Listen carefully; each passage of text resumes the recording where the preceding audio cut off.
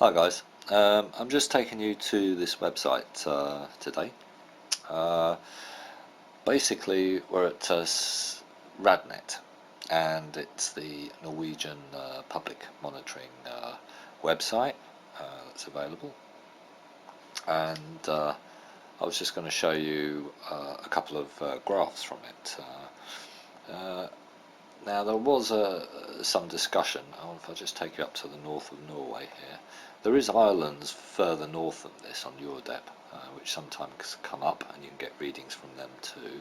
But this one is this island here, and basically they were taking readings up the north here recently.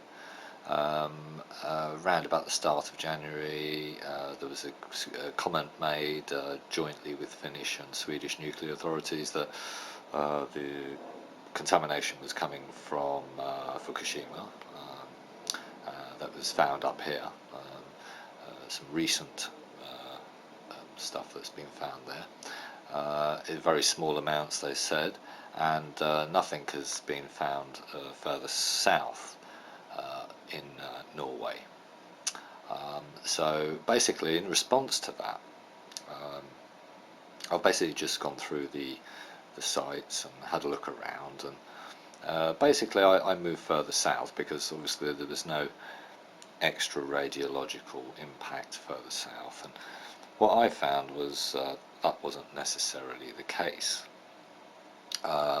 So for instance, if I was to start off, I think in a place called Vinja, which is up in the mountains, lovely spot, I've been there, and basically I'll click on that, and that will take me to Vinja. They've got a nice picture there.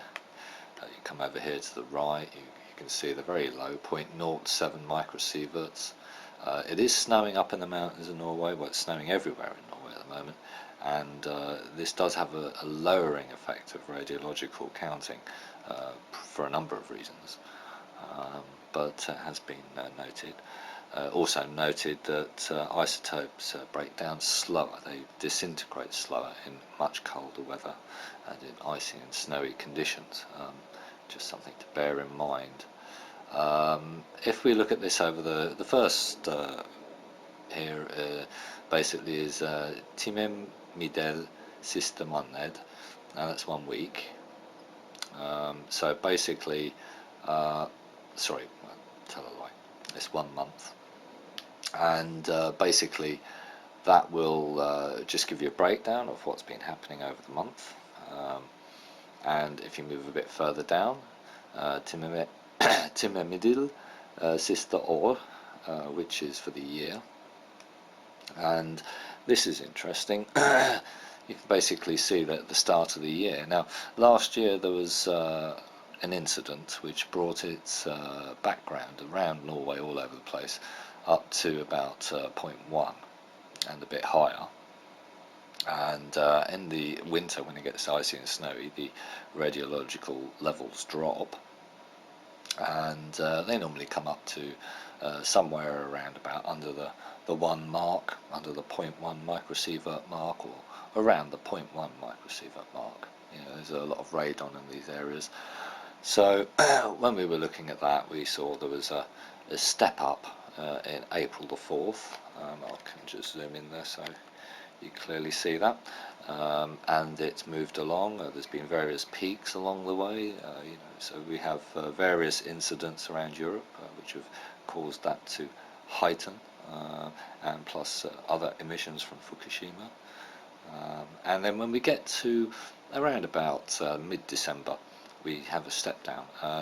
That's when the snow started really pelting it down up there, and we can see that it's actually returned down to nearly 0.05.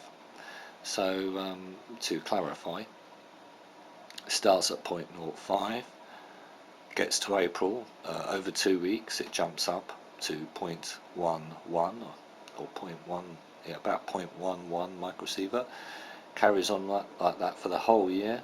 Mid-December takes a step down with the snow, and obviously there's some reduction, but we have lots of little peaks. They're quite important. because they do represent clouds of contamination. Okay, so I'm very going to quickly now show you another one, and this time I'm going to go a bit south, and I'm going to go to a place called Stavanger, which is near the experimental nuclear facility in Halden, which is being built. Let me just click there. Halden is actually quite low, actually. It's a nice flat straight line. So as we look over we're back to the month graph here, and I'll just confirm that it's Stavanger. And back to the month graph here, and you can see a slight step down around about the 23rd of January, maybe down to snow or whatever. And we're going to go to the year here, which is quite interesting. And you can see that traditionally it's 0.10 microsievert, stepped up twice during Fukushima, and basically the level of background level is a third higher, and there's no such recovery, even though there is snow there and what have you. There's no such recovery in Stavanger. It's only dropped possibly 0.02 microsieverts, so it's not got back to where it should be, and we have to see what happens in the new year, in the spring, to these levels, and they go into the food chain, obviously. Now this is the most spectacular, which is in oh sorry, tell a lie, it's the wrong one. Is this one here, just going a little bit further north than Vinja, up to Hull, which is in the same level as Bergen, just north of Scotland, and in terms of going north, so we're not going that far north. Basically we've got the month view. We'll just show you that it's Hull, and basically have the month view here, and on the 9th some switch offs, on the 15th, which was a time when we got spikes around Europe, switch offs, 2 possibly 3, it's hard to say actually, but 3, I think there's maybe 4, but there's definitely 3 there. I'll just zoom in so you can see how difficult they make it to see.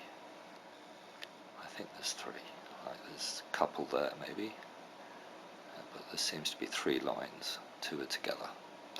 And those you can see on the 15th of the 5th, of the 1st, sorry, of the 12th. So I'll just pull back a little bit there, and we'll just go down to the month view. As I say, that's the month view, and this is all the year view. So I bring that down. Now this one started off at 10, kind of standard for a mountainy area. Has a massive peak basically on the 2nd of February. But as I said, there was some sort of things going on in Europe at the time, and there was the level wasn't too dissimilar to what it was after Fukushima. But as you can see, there's the 2-week step up.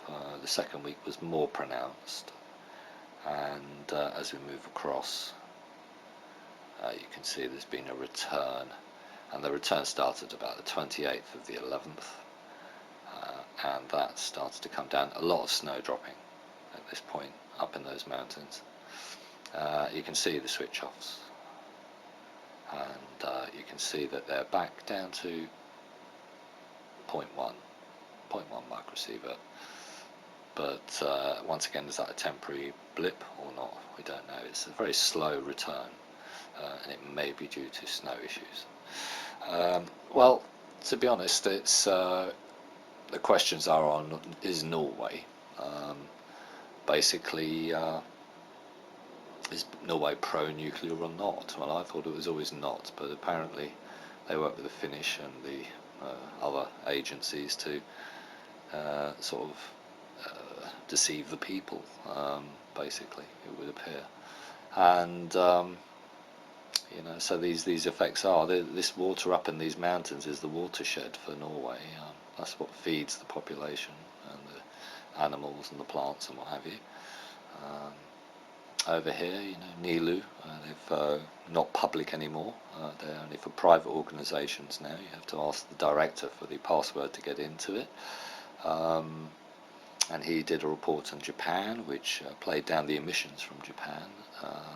It towed a line that's been spun in the press, or some press anyway, or most of the press, and basically that's where we are today in Norway. They can say that there's no big effect in southern Norway, but if I go to the north, I find a less of an effect there.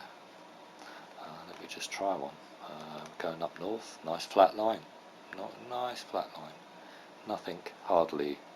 I mean, from the 17th to the 10th, because of the European reactors, basically with Makul, we started getting very erratic signals there, but they're quite flattened off and they hardly go above 0.01 microsievert.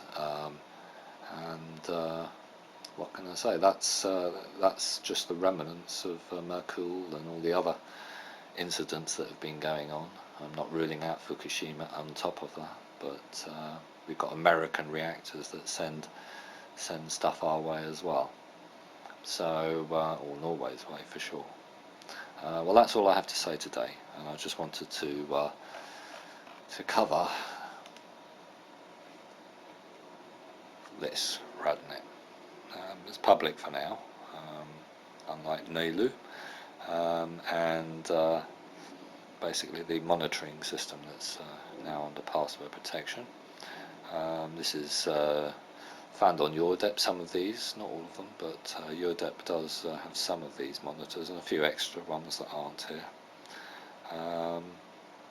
But I just thought I'd show you that. As you look around Norway, you'll see a lot of flat straight lines like we see on EURDEP, with over average software, which takes out all peaks and what have you.